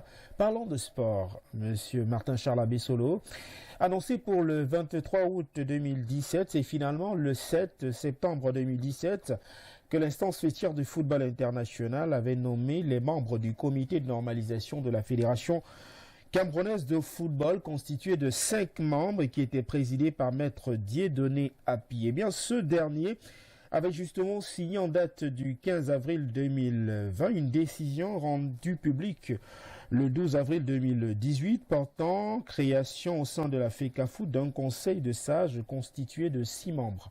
Vous étiez membre de ce conseil de sages. On a été ému en constatant que l'article 2 de l'arrêt du président du comité de normalisation stipulait que les fonctions de président, vice-président et rapporteur autres membres de cet organe consultatif étaient gratuits. Seulement, certains analystes de sport s'étaient élevés pour dire qu'il s'agissait là d'une instance budgétivore, ce d'autant que l'arrêt du 15 février indiquait que les intéressés pouvaient bénéficier des facilités de travail dont le montant était fixé par le président du comité de normalisation de la Fédération camerounaise de football, qui à l'époque était Maître Dieudonné Api. Combien avez-vous perçu jusqu'ici? Ben, rien du tout. Vous me surprenez en parlant de comité budgétivore. Je vais être tout à fait précis avec vous. Ce qui est appelé facilité de transport, ça consistait à des facilités de transport et autres. Donc, pour être absolument clair avec vous, pendant toute la durée du travail, la durée de ce mandat, j'ai perçu 500 000 francs CFA. Donc, je ne sais pas est-ce que c'est beaucoup, est-ce que c'est peu, je n'en juge pas. Que cela fasse l'objet d'une communication, la presse qui parle d'un comité budgétivore, où il n'y avait aucun budget au comité des sages. Je dois tout simplement dire que moi, ça a été une très belle expérience. Parce que, d'abord, je considère que j'ai été extrêmement bien accompagné là-dedans. Parce que vous êtes appelé, vous avez l'honneur de siéger avec des sommités comme le prince Ngassa Api, le docteur Ngalé, le ministre Edjoa, enfin, croyez-moi, c'est plus de 6 membres, hein, je ne sais pas qui a fixé à 6, non, je pense que nous étions 10 ou 12. Non, je dis que nous avons été, c'est une belle expérience qui n'a strictement, sauf si ce budget était, il était consacré à autre chose qui revenait, je ne sais pas moi, je ne vois pas très bien. Alors vous étiez plus de 6. Non, nous étions plus de 6, oui. Très bien. Charles Martin Abisolo, j'aimerais... ça c'était un organe consultatif. Oui, absolument. Je me suis intéressé de très près aux missions qui avaient été donc retenues pour le comité de normalisation. Je rappelle que ces missions ou ces tâches étaient les suivantes. La gestion des affaires courantes de la Fédération camerounaise de football, l'élaboration, entre autres, en consultation avec les autres parties, des nouveaux textes qui seront en conformité avec les tests et les standards de la Fédération internationale de football association. Certains avaient tout fait de dire que ce comité ou conseil de sages était une sorte de comité de normalisation bis. Concrètement, pour 500 000 francs que vous avez perçus, vous avez fait quoi exactement? Je suis très mal à l'aise quand il faut faire un rapport entre ce qu'on a perçu et ce qu'on a fait. Vous avez dit que c'était un conseil consultatif. Qu'est-ce que vous faisiez là-bas au sein de ce conseil? On était consultés. C'est-à-dire que le président... Donc vous faisiez le travail du comité de normalisation qui devait justement élaborer des consultations dans ces tâches. Enfin, ce n'est ni... Est-ce que vous n'avez pas été payé pour rien? C'est pas une première. Enfin, vous pensez sérieusement que le prince, moi je ne veux pas le mot est haïssable, vous pensez vraiment que le prince Nassar, puis le ministre Augustin Dioua, le gouverneur Tidjani et autres seraient venus percevoir l'argent pour rien? Non. Vous avez dit que c'était un comité consultatif. À ce titre, il attendait d'être consulté et chaque fois que cela a été, nous nous sommes réunis et nous avons émis des avis qui ne s'imposaient à personne. L'élection à la FECAFOOT, nous avons participé à l'apaisement, à la mise en place des, comment vous dire, de tout l'agencement qui a conduit, je dis bien de façon consultative. C'est-à-dire que nous avons parfois en groupe, parfois chacun dans ses relations avec le président, émis des avis sur beaucoup de sujets sur lesquels je ne vais pas m'étaler ici.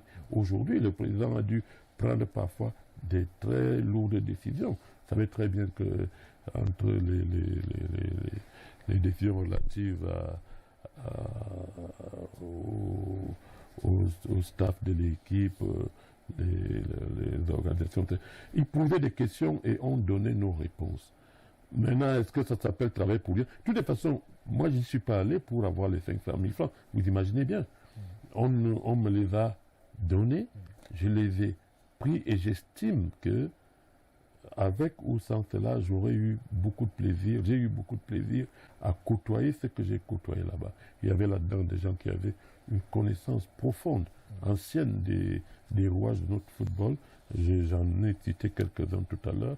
Et ils ont apporté au président Api, qui, je signale, sortait de tout un autre monde que le football. Et ça a été tant mieux parce que ça lui a permis de prendre la mesure de la chose sans état d'âme. C'est-à-dire qu'il n'avait pas d'a priori. Et je pense qu'on peut dire sans gros risque de se tromper qu'il s'en est plutôt bien tiré. Je pense Durant votre séjour au sein du Conseil des sages mis sur pied par le comité de normalisation de la Fédération camerounaise de football, M. Martin-Charles Abessolo, avez-vous eu le sentiment que beaucoup d'argent circule à la FECAFOOT? C'est mal connaître la structure du Conseil des sages. Nous n'étions en rien proches de la gestion au quotidien de la FECAFOOT. Ah non, je dois vous dire que si vous me posez des questions sur les chiffres, le seul chiffre sur lequel je peux être sûr de vous donner une bonne information, c'est celui que je vous ai donné. Il n'y a pas un autre, il n'y a pas un chiffre. Le reste, c'est là, je lis dans la presse. Et ça, ce n'était pas prévu pour nous d'aller demander qu'est-ce que vous avez perçu, qu'est-ce que vous avez dépensé. Donc, si vous me posez la question de savoir si j'ai une certaine perception, non, je n'en ai jamais eu en dehors des informations que j'ai à travers la presse. Même si de temps en temps, je discutais avec le président Dieudonné Api, à aucun moment les questions d'argent n'ont été au centre de nos discussions. Non, je regrette, je ne pourrais pas satisfaire votre curiosité sur ce point de vue. Je ne sais pas, j'entends parler de l'argent de la FECAFOOT comme peut-être un peu moins que vous. Je voudrais qu'on dise un mot à présent sur l'ouvrage, le chef-d'œuvre du président de la République, publié en 1987 et réédité en 2018. Ce livre est pratiquement votre livre de chevet. Et off the recording, vous nous aviez dit que le prochain président de la République devrait s'inspirer de cet ouvrage. Avez-vous le sentiment, à la lecture de ce livre du président de la République pour le libéralisme communautaire, que cela peut constituer un livre-programme pour le prochain chef d'État au Cameroun? Non, mais vous avez dit que je vous ai déjà donné ma réponse par rapport à cette question. Je pense que ce livre est, au-delà du fait qu'il soit le fruit d'une longue réflexion sur le plan strictement de la construction intellectuelle et politique, il a ceci de spécial qu'il s'adapte de façon exacte à notre contexte. C'est-à-dire que c'est un livre qui est fait Même si on peut effectivement peut-être l'adapter à d'autres pays qui épousent à peu près les mêmes contours sociaux, économico, culturels, c'est une, comment dire ça, c'est une espèce de baume qui s'adapte exactement aux patients Cameroun. Je prends cette image comme ça. C'est-à-dire que quand vous le lisez, vous avez l'impression que il a été écrit par quelqu'un qui a une connaissance extrêmement profonde de notre pays. Ceux qui ne veulent pas le lire entièrement, je les invite tout simplement à prendre ce qui en constitue la conclusion. Là-dedans, il y a, je crois que c'est 30 objectifs. Il faut les lire les uns après les autres. Vous voyez qu'ils couvrent l'ensemble des problèmes que nous connaissons. Et ces problèmes s'inscrivent dans le cadre de la dynamique. C'est-à-dire qu'on ne peut pas dire, j'ai entendu certains dire que est-ce que c'est encore un livre actuel. L'actualité. Il est pratiquement, si vous regardez les sous-titres tel qui s'étale dans le livre, vous n'en voyez pas un qui ne serait d'actualité. D'autant plus que la construction d'une nation, comme le dit lui-même, elle est une œuvre permanente. Et c'est un peu ce qui fait la différence entre le président Paul Biya et beaucoup d'autres dirigeants. J'ai l'impression qu'il y a des gens qui prennent des décisions alors qu'ils sont à la tête de certains États qui sont appelés à suivre à eux. Ils prennent des décisions comme si tout devait se faire par rapport à leur existence. Je voudrais m'expliquer. Quand il demande, enfin, il prend la décision de faire du Cameroun un pays émergent, il se donne pour objectif en 2035. C'est pas un secret qu'en 2035, s'il a la grâce de Dieu, il aurait 102 ans. C'est bien ça? Alors, quand on a 102 ans, on peut envisager qu'on ne soit plus là. Mais ça ne l'a pas empêché de dire de façon objective que, au vu des éléments dont on dispose, de notre structure, de notre pays, de nos atouts, de nos difficultés, on peut penser qu'en y mettant tous nos efforts, en 2035, on peut envisager d'être émergent. Qu'est-ce que les d'autres pays qui ne sont pas très loin de nous ont fait? On s'est retrouvé avec des gens qui ont pensé à leur émergence en 2020. Vous savez très bien, moi, pour avoir travaillé un tout petit peu dans la fonction publique internationale, j'ai lu des pour vous, le chef d'État, c'est un visionnaire. C'est pas moi qui le dis, c'est les faits. Je dis, quand quelqu'un prend sur lui de dire, au vu des éléments dont on dispose, notre émergence, elle peut être envisagée pour 2035. Ça veut dire qu'il voit les choses telles qu'elles devraient être pour le Cameroun, mais pas pour que c'est lui-même qui les assume. Et ça rejoint un peu une question que vous posiez. Je crois que nous avons très souvent, nous, les humains, et ça peut se comprendre, l'intention de tout voir de notre vivant. Les visionnaires, ils savent te dire, on est des hommes, on peut envisager de faire des projets dont les retombées seront perceptibles dans 5, dans 10, dans 20, dans 50 ans. En se projetant là-dedans comme ceux qui auront engagé, amorcé le processus, que d'autres vont continuer. Ces hommes politiques sont plutôt rares. Les autres sont très souvent en train de penser à construire toutes les routes le même jour, construire tout faire le même jour pour être seul, acteur et bénéficiaire et tout. C'est tout simplement hors de notre condition humaine. Donc de ce point de vue, oui, c'est un visionnaire et tout cela est dans cet ouvrage. Cet ouvrage n'est pas suffisamment appliqué, c'est ça qui est dommage. Je le dis malgré le fait que je sois, vous savez très bien que mon bord politique, je pense que on pourrait améliorer l'implémentation des dispositions de cet ouvrage. tout y est. Je vous dis, quand vous décidez de le lire, vous vous arrêtez pas. Vous commencez à le lire et puis vous vous reconnaissez là-dedans. Vous allez, quand vous arrivez à la conclusion, et dans la dernière partie, ce qui est appelé l'appel, après la conclusion, là, il résume ce qu'il dit et vous rendez compte justement que il fait abstraction de lui-même. Il parle du Cameroun comme étant un Cameroun qui pourrait exister bien après lui, les générations qui viendront.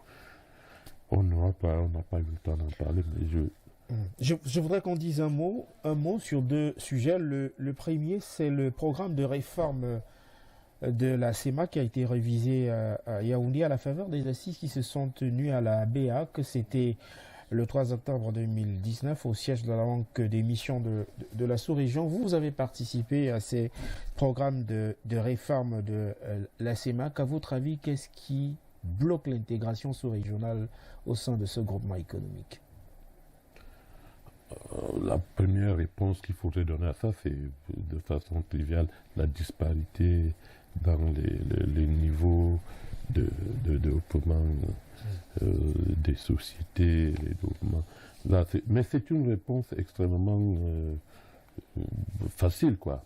Mais ce qu'il faudrait, quand on voudrait parler de la CEMAC, c'est qu'on devrait pouvoir dire, s'agissant surtout des réformes, c'est faire un petit retour sur l'historique de la CEMAC. La CEMAC est née c'est une évolution. On est parti de l'union douanière. De l'UDEAC. Avant l'UDEAC, je voulais me dire, l'UDEAC, le Cameroun y était déjà.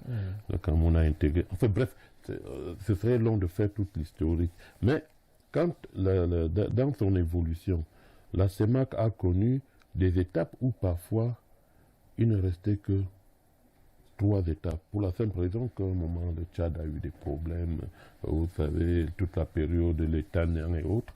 Il y a eu la Centrafrique qui, à un moment, a tenté de se retirer. Il y a eu l'intégration de la Guinée équatoriale, je crois, des mémoires comme ça, en 1976. Quelque chose comme ça, 76.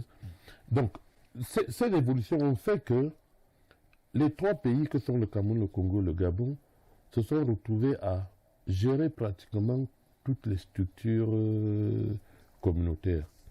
Ça se comprenait, quoi. La Guinée équatoriale est arrivée après, certains pays se sont retirés, sont revenus.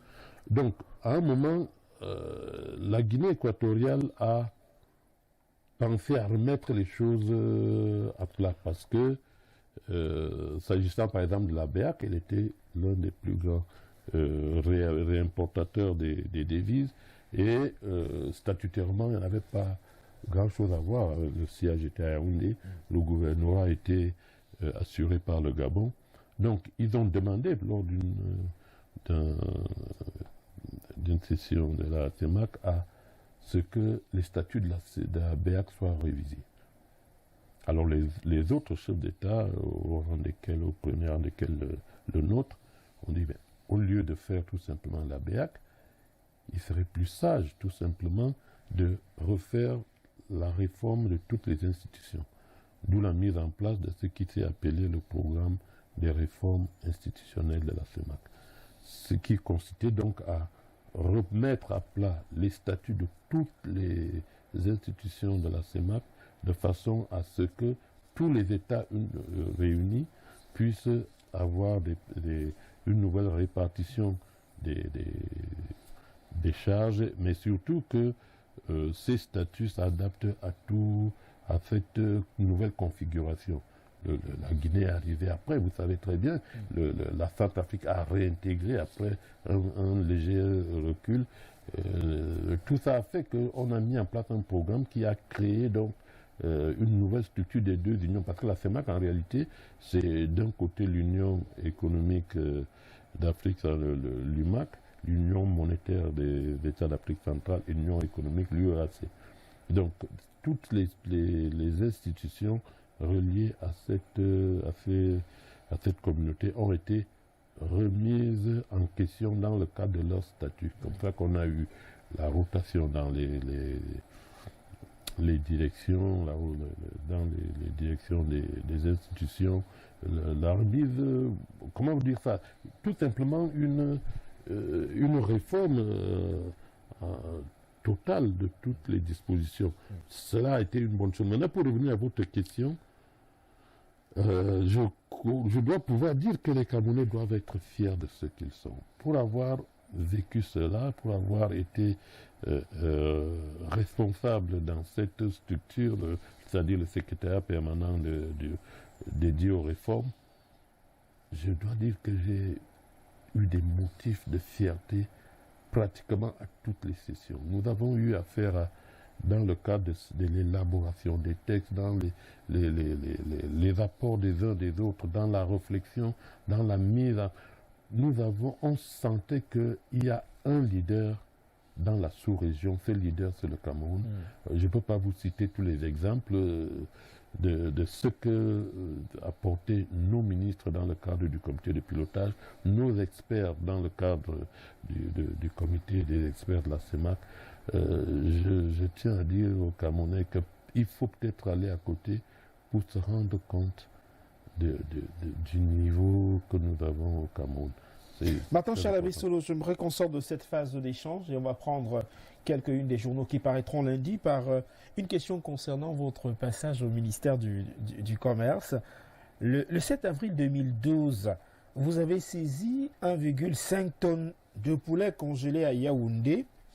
La presse a d'ailleurs évoqué, lorsque je dis vous, je parle évidemment de vous en tant que chef de la brigade de contrôle et de répression des fraudes au ministère du Commerce, de ces 1,5 tonnes de poulet congelé. Vous avez fait quoi? Vous êtes partagé ça au niveau de la brigade. Qu'avez-vous fait de ces poulets congelés-là?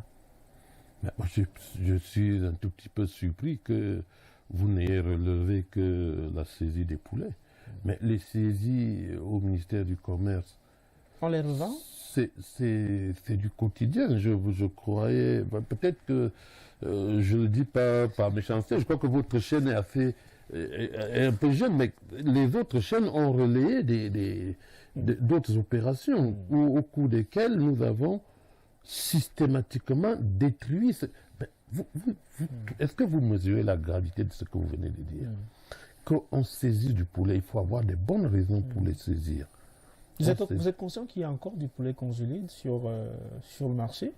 Qu'il existe des réseaux parallèles qui parviennent... Nous revenons au même schéma. Vous avez l'impression que c'est les pouvoirs publics qui...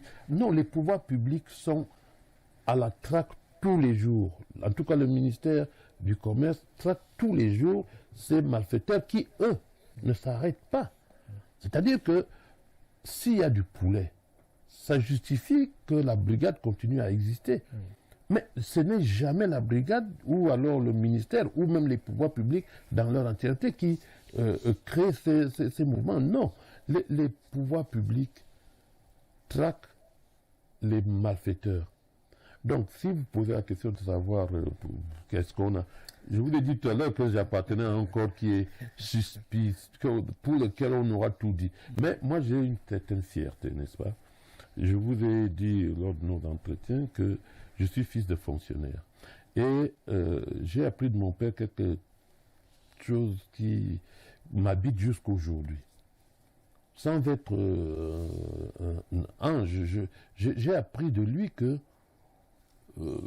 pour être plus précis, mon père il a pris sa retraite étant surveillant général d'hôpital, d'un centre hospitalier. Et là-dedans, nous avons vécu, nous avons grandi avec, dans une période où l'État offrait encore de la nourriture, des remèdes, et ainsi de suite aux patients. Il y avait encore, comment dire, un peu comme à l'école on donnait l'encre. Dans les hôpitaux, il y avait, dont il était parfois, il avait parfois la charge. Mais jamais, je vais vous dire en toute honnêteté, avec beaucoup de fierté, jamais il n'a confondu les denrées qui étaient destinées aux malades à la popote de la maison. Moi, j'ai jamais vu ça. J'ai jamais vu qu'il a transporté, y compris dans les périodes de soudure que connaissent parfois les fonctionnaires. Et ça m'a habité. malheureusement, on a constamment une espèce de, au lieu de présomption d'innocence, une présomption de culpabilité qui habite certains corps. Moi, je dois pouvoir dire qu'il y a des brebis galeuses au ministère du Commerce, c'est certain comme partout ailleurs, mais dans l'ensemble, le travail qui fait bien. Moi, j'ai eu, je vous le dis comme ça, en toute honnêteté, j'ai eu à des gens à dire à des opérateurs. Non, donc vous passez pour un monsieur propre, monsieur Martin. Non, loin de moi l'idée. Je vous ai dit tout à l'heure que je suis ni ange, mais je suis surtout pas démon. Et de ce point de vue, je vous ai dit que c'est avec beaucoup de fierté que j'en parle. J'ai traversé, j'ai été suspecté de ci, de ça. Mais quand on a en face, par exemple, une opération comme celle d'un faussaire qui fabrique du faux ciment, vous imaginez ce que c'est? Quand vous saisissez un nom comme ça et que on vienne vous rencontrer le soir pour vous dire non, c'est très bien emballé, personne ne s'en apercevra. Mais vous ne vous regarderez pas le lendemain sur le miroir.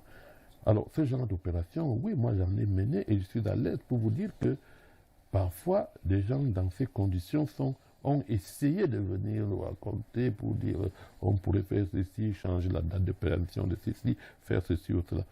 Non, je suis à l'aise pour vous dire que il y a du pain dont je ne mange pas. Je voudrais qu'on sorte de cette phase d'échange ce soir avec vous, monsieur Martin-Charles Abessolo, par un sujet qui pourrait quelque peu déranger. Vous connaissez l'ANOR, l'Agence des normes et qualité? J'en ai été administrateur. Très bien. Alors, une information est rapportée par la presse il y a encore quelques temps. En date du 28 décembre 2018, vous avez été appelé à représenter le ministre du Commerce, nous dit-on, lors d'une session du conseil d'administration de l'ANOR, laquelle d'ailleurs ne s'était pas tenue parce que, dit-on, le quorum n'était pas atteint. Est-ce vrai? Je ne sais pas de quoi vous parlez. J'étais administrateur représentant le ministère du Commerce à l'Agence des normes et de la qualité. En 2018, alors que vous étiez en retraite, cela vous paraît... Non, normal? je ne sais pas si vous savez quand est-ce que j'ai été en retraite. Vous savez, moi, vous en savez relativement beaucoup. On sait par exemple que le décret du Premier ministre du 19 novembre 2018 vous mettez à la retraite. Oui, ben, je vous dis que vous le savez donc. Ben, je signale d'ailleurs pour votre gouverne que d'être administrateur ou membre d'un conseil d'administration n'est pas nécessairement lié pour tous les administrateurs à leur qualité. En l'espèce, pour ce qui est du ministère du Commerce, le représentant du ministre du Commerce au conseil d'administration est désigné par le ministre du Commerce. En tout cas, il est proposé par le ministre du Commerce qui envoie au ministre de tutelle.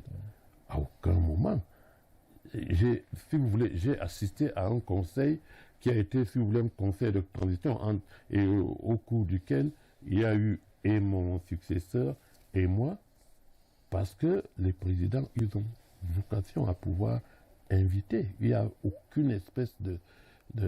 Si vous voulez savoir s'il y avait quelque chose d'irrégulier là-dedans, je vous réponds tout de suite, non, pas du tout. La preuve, c'est que quand je commence à y aller au conseil, je suis invité, parce que n'ayant pas encore reçu l'habilitation par le conseil même et par le ministre de tutelle. Mais le ministère du Commerce devant être représenté, oui, j'ai commencé à y aller comme invité. Alors, cette information suivant laquelle j'ai assisté, à la limite, je peux encore être invité là-bas, dans le cadre des consultations. S'ils m'invitent, je n'hésiterai pas parce que on ne peut inviter que parce qu'il y a intérêt, parce que le conseil trouve peut-être intérêt, et peut-être qu'une information. Je ne sais pas si vous avez assisté à tous les conseils. Oui, il est prévu parfois qu'on invite. Pour le moment, je n'ai pas encore été invité depuis que je suis parti de ce conseil d'administration. Je ne sais pas qui vous a donné l'information. Bon, elle ne me gêne pas spécialement. Par contre, oui, je pensais que vous alliez m'interroger sur des informations sur... on m'a parlé d'avoir reçu je ne sais pas combien d'argent de carburant, ce qui était totalement... Ça sortait de nulle part, d'une autre planète. Non, il y a avec la Nord, nous avons travaillé, en tout cas, moi j'y ai travaillé au sein du Conseil comme représentant du ministère du Commerce et j'y ai apporté ce que le représentant du ministère du Commerce. Vous savez très bien que la normalisation en elle-même, la loi sur la normalisation, entre autres institutions appelées à la mettre en application, il y a le ministère du Commerce. Donc le ministère du Commerce et spécialement la brigade était effectivement en charge de l'application des normes telles qu'elles sont édictées. On va prendre rapidement la transition pour la dernière articulation de cette phase d'échange ce soir avec Charles Martin Charles Abessolo. À tout de suite.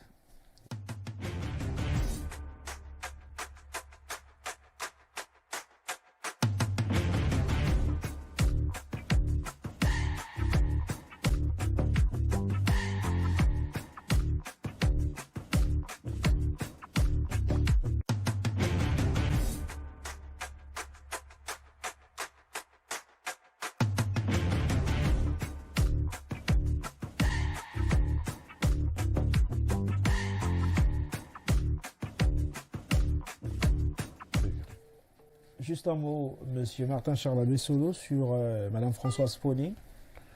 Quel est le souvenir que vous gardez de votre belle-mère? Voilà, vaste sujet. Vous pensez, je ne sais pas si on a encore assez de temps pour en parler. En quelques minutes. Dans toutes ces dimensions. Vous savez, c'est... je ne sais pas par quel bout commencer, parce que vous avez dit, c'est ma belle-mère. C'était ma belle-mère. Donc, de ce point de vue... j'ai connu une belle-mère qui était plutôt une mère, mais la réalité, c'est que je la connais encore beaucoup plus comme femme politique, parce que c'est sous cet angle que je l'ai connue, avant de savoir qu'un jour, notre relation prendrait la dimension filiale qu'elle a prise après. Donc, si vous voulez que je vous parle de Madame Foné comme acteur politique, je dois d'ailleurs d'abord vous dire que j'ai été auprès d'elle pendant 12 ans comme conseiller municipal. Et ça n'avait rien à voir avec... je suis entré dans ces fonctions avant de savoir qu'elle avait une fille qui vivait aux États-Unis et qui était célibataire, si vous voulez, pour faire court. Donc, je peux vous parler de ma belle-mère comme femme politique. Je ne suis pas sûr de pouvoir en parler mieux que tous les autres Camerounais, parce que c'est une mère du peuple. Je ne sais pas si vous avez fait des passages à Douala pour vous rendre compte de la dimension que cette grande dame a eue sur la scène politique camerounaise. Je vous ai dit, on n'aura jamais assez de temps pour en parler, mais j'ai eu le privilège aussi de la voir à l'international, à titre personnel. J'ai été avec elle dans quelques pays, notamment en Corée du Sud, où à l'époque, elle était présidente mondiale des femmes chefs d'entreprise. Je suis tenté de vous dire que la perception qu'on en avait au Cameroun, il fallait avoir vécu ce que j'ai vu pour comprendre qu'on était loin de savoir quelle était la dimension de cette dame. C'est difficile aujourd'hui d'en parler, de se rappeler tout cela, mais je suis tenté de dire que quelque chose dans le landerneau politique camerounais aurait été différent si elle avait été encore là. Beaucoup de choses qui se font aujourd'hui, me semble-t-il, seraient différentes. Entre autres, cette histoire de tribalisme exacerbé qu'on constate là. Je tiens à dire que beaucoup de ceux qui, dans la diaspora camerounaise, sont des acteurs de cette situation, sont des produits qu'elle a fait partir, parce qu'elle a travaillé énormément pour les populations, pour des villageois que parfois elle allait prendre tout simplement pour dire vous avez la possibilité d'aller vous débrouiller soit à Douala, soit à l'étranger. Aujourd'hui, beaucoup d'entre eux sont libres de faire ce qu'ils font aujourd'hui parce qu'elle n'est pas là, parce qu'elle entretenait une véritable autorité sur bon nombre de ces Camerounais de la diaspora. C'est une perte énorme que le Cameroun a connue avec le départ prématuré de cette dame. Maintenant, comme belle-mère, je vais vous dire, j'ai eu un entretien avec elle après qu'elle se soit rendue compte de ce que c'était irréversible, que nous, définitivement, on était appelés à être une famille, parce qu'avant, ils n'y croyaient pas beaucoup, quoi. Elle ne percevait pas du coup le sérieux de ma relation avec mon épouse. Quand elle s'en est rendue compte, elle m'a tenu un langage d'une mère qui a été extrêmement prenant. Je ne peux pas vous répéter tout ça ici, mais j'en suis sorti, là c'était dans sa chambre, elle m'a appelé pour que nous parlions. J'étais loin, on était très loin de la femme d'action, la femme forte dont l'image est véhiculée tous les jours. C'était vraiment une femme d'une humilité terrible qui m'a fait part de ces manquements dans ses rapports avec ses enfants, parce qu'elle a mis beaucoup de temps à traiter l'ensemble de la société, un tout petit peu au détriment de ses propres enfants. Elle me l'a dit avec beaucoup d'humilité et elle m'a demandé de combler ça pour sa fille. J'essaie de faire comme je peux et je crois que j'en suis absolument satisfait. On va prendre rapidement la une de quelques journaux qui paraîtront dès lundi sur l'ensemble du triangle national et on va débuter cette revue des manchettes par la une du journal Info Matin Quotidien qui titre dès lundi sur la controverse sur les 11 petits millions de la Mofu et Akana. C'est le titre qui est à lire en grande une de ce journal de Dieudonné 20. La météo Hebdo pour sa part révèle en une l'affaire Brian Warford, les vérités sur la libération d'Ivana et Soma et l'information qui est à lire en page 3 de ce journal. Mutation pour sa part revient sur l'offre énergétique et titre sur le Revolt. L'information et l'article qui est à lire en parcourant la page 7 de ce tabloïd. La nouvelle pour sa part revient sur Yves Fotso-Victor qui échappe à l'incinération. Il est décédé dans la capitale française, Paris. L'information est à lire en parcourant la une de ce journal. Le quotidien Émergence pour sa part titre sur les négociations avec les séparatistes. Y a-t-il des tensions au sein du gouvernement camerounais? C'est l'information qui est à lire en parcourant la page 5 de ce journal. Le Soir Hebdo pour sa part titre sur le remaniement ministériel, les consultations secrètes d'étudier. L'information qui est à lire en grande une de ce journal. Avenir pour sa part revient sur l'installation du secrétaire général au ministère du Commerce. Selon Margloire Barga Tangla, l'offre de Paul Biya répond à la demande. C'est une information qui est à lire en parcourant la grande une de ce journal Avenir. Équation pour sa part titre sur la gestion du corridor Douala-Bangui. Le Cameroun et la République centrafricaine prennent des engagements fermes selon la une de ce journal Équation. Ladies News pour sa part revient sur la formation numérique et titre sur la vision de Chantal Biya qui a sauvé les femmes selon l'article qui est à lire en une de ce journal. Le Financier d'Afrique Hebdo pour sa part révèle l'innovation du GIMA qui a lancé des services de monétique intégrale au sein de la communauté économique et monétaire de l'Afrique centrale. L'Indépendant, pour sa part, parle d'assassinat de Brian Fomber. Le temps de la justice est l'information qui est à lire en forme exclamative de ce journal. Et Singan, pour sa part, titre sur le licenciement massif Evecam jette 1500 employés dans la rue, selon l'information qui est évoquée en une de ce journal. Pour le Zénith, l'actualité au sein de l'IRAD est l'information qui est à lire en grande une. Mayome Saleb pour sa part revient sur la lutte contre les détournements de fonds. Ce n'est pas fini, précise la grande une de ce journal qui revient sur l'opération d'assainissement de la fortune publique initiée par le président de la République. Intégration pour sa part, titre sur le Covid-19 au Cameroun. La lumière et les teintes du flou sur les chiffres et l'information qui est à lire en une de ce journal.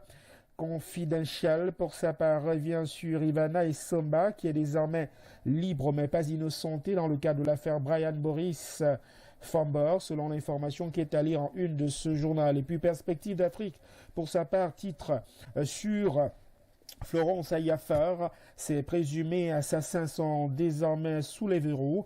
Environnement, pour sa part, titre sur la lutte contre la désertification. Le ministre des Forêts et de la Faune accentue le reboisement. La République Presse parle de justice pour Florence Ayafar, le faciès du meurtre. C'est l'information qui est à lire en grande une de ce journal. Des nouvelles de la Voix du Centre qui revient sur l'influence des médias et parle de Jean-Pierre Amougou Bellinga. L'information est à lire en grande une de ce tabloïd.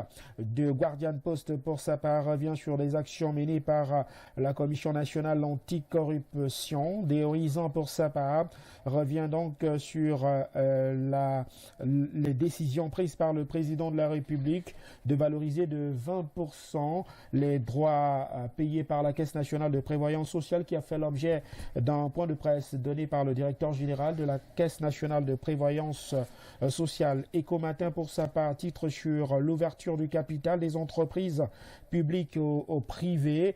C'est l'information qui barre la grande une de ce journal Éco-Matin. Des journaux qui seront donc consultables dès lundi dans l'ensemble des kiosques à journaux à travers le Cameroun. On va dire un mot en quelques secondes sur la canonisation du président de la République. Vous souhaitez en dire un mot? Canonisation, vous me posez la question, je vous réponds. Je vous donne une réponse par rapport à ce que... Oui, en un mot. D'abord, je remarque que canonisation est un terme qui relève de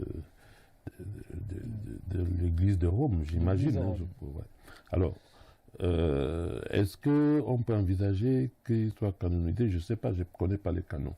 Par contre, quand on a réussi à éviter des guerres pratiquement qui ont démarré, qu'on a réussi à les arrêter, et en l'occurrence une guerre extrêmement qui aurait porteuse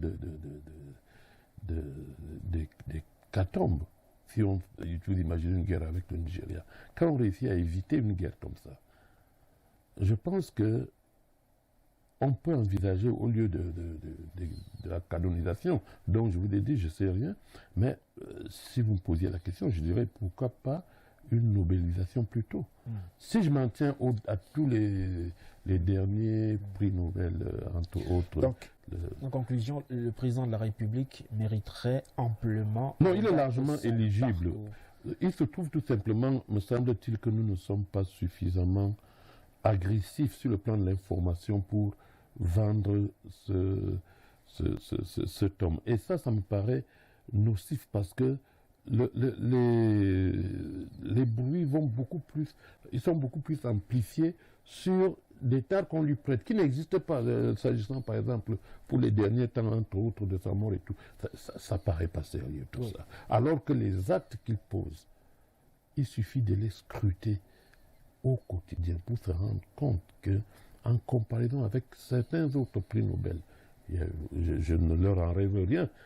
La dame, la jeune fille sur l'écologie, le premier ministre éthiopien et autres qui ont eu je ne pense pas qu'on puisse dire en comparaison que il manque grand chose au président Pobia pour être éligible à un prix Nobel de la paix.